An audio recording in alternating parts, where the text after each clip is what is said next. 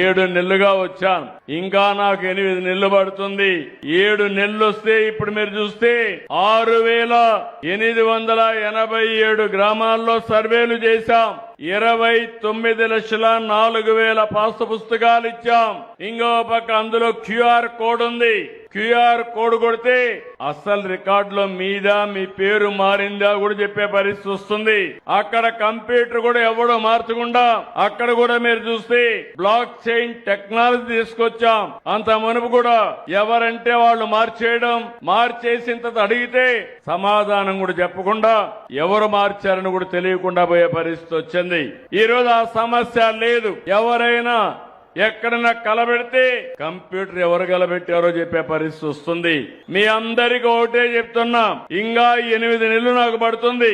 8 నెలల్లో నేను పూర్తి చేస్తే మార్చి 2027కి ఇప్పటి నుంచి 9,833 గ్రామాల్లో 72,07,605 పట్టాదారు పాస్ పుస్తకాలు ఇవ్వాలా.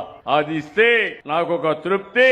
నేను ఒక మంచి పని చేసి శాశ్వతంగా రైతులకు విముక్తి చేసిన వాడిని అవుతాను. తప్పకుండా చేసి నా యొక్క నిజాయితీ నిరూపించుకుంటామని చెప్పి కూడా నేను మీకు తెలియజేస్తున్నా.